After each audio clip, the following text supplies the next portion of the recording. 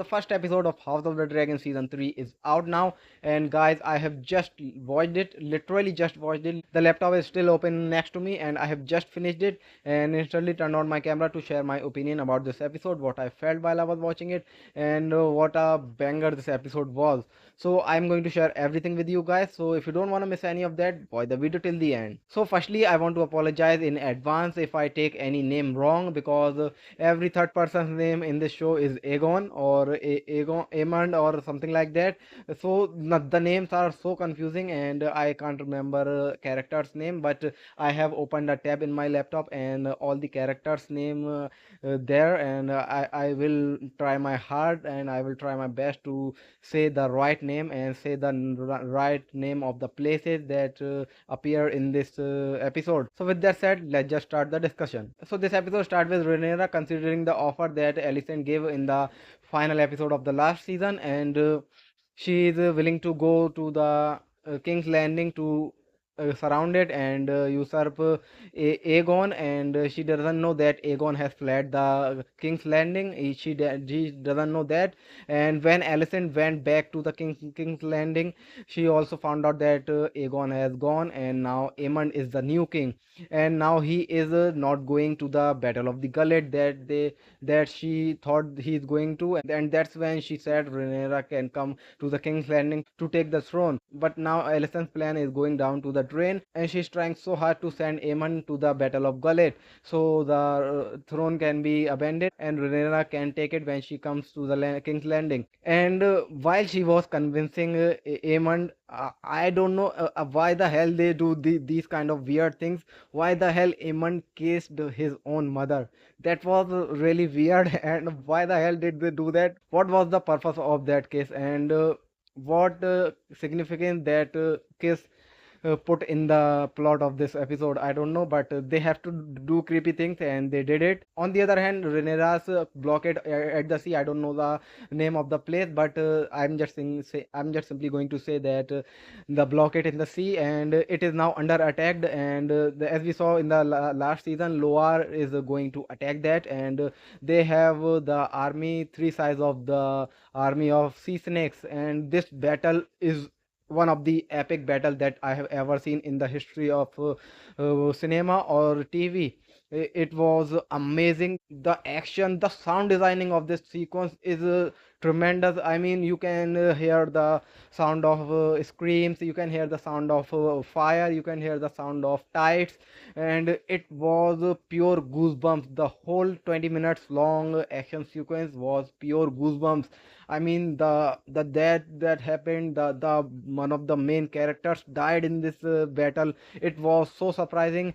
And this and they showed that Sea Snake is now dead, but I think he is not dead. We didn't saw his body. He just went into the sea, and he has went into the sea before, if I'm not mistaken, him with his brother.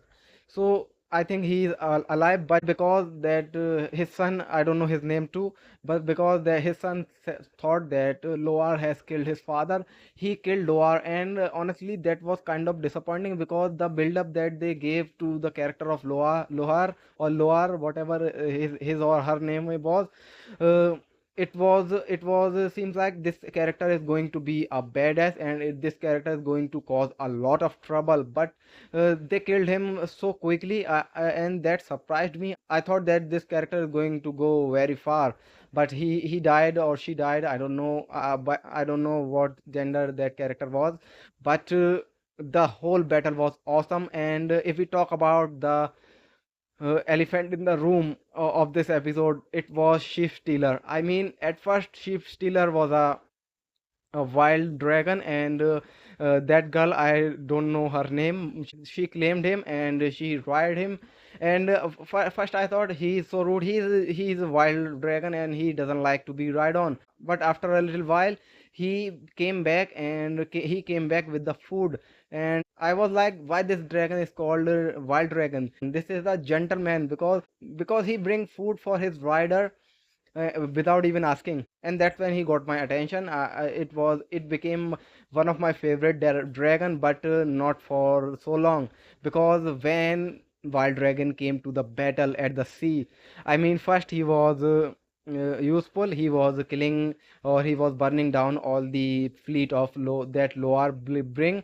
But on the other hand, he also burned down the fleet of Rhaenyra's, and he is not listening to his rider.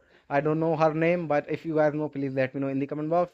But the whole sequence, it was like when Rhaegar didn't follow the command of Aemond, and he killed Rhaenyra's son and his dragon. That was like that, but this whole sequence was so long, and it was a nail biter. It was giving me goosebumps, and because of Chief Stealer, we lost Jace in this episode. I mean, that was very surprising. We lost a dragon and we lost a dragon rider, and now Rhaenyra is all alone. She doesn't have anyone at the side of her, and she is going to be mad, and she is going to bring down hell on King's Landing now. And I'm really looking forward to see what she is going to do when she is going to hear the news that her second and the only left son is dead now. It is going to be epic. It is going to be awesome. And while Aemond is going to be in the battle of Gullet with Vhagar, it is going to be awesome, and it is going to be incredible. I mean, we have already seen the one battle in this episode, and the other battle is waiting for us in the future episode. So I am so looking forward to watch this. And if you guys know, these battles were supposed to be happen in the second season, but because of the budget cut, they had to cut down 2 episodes, and that's why the season 2 only had 2 episodes. If they hadn't cut the budget, this battle would have been in the second season a long time ago. But I am really looking forward to it. This episode was absolute cinema. I loved it, and every second of it was giving me goosebumps, and it was giving me bone chills, and it is absolutely awesome. So, what about you guys? Did you like the episode? Did you enjoy it? What do you think about the deaths that happened in this episode, and what do you think the future is going to be? Don't give me any spoiler because I haven't read any books of Game of Thrones, so I don't know anything, and I would like to be surprised in the future episodes. So don't give any spoiler for me and for all the other people who don't know what is going to happen in the future of this season. So that's all in this video. I'll see you in the next one. Till then, take care.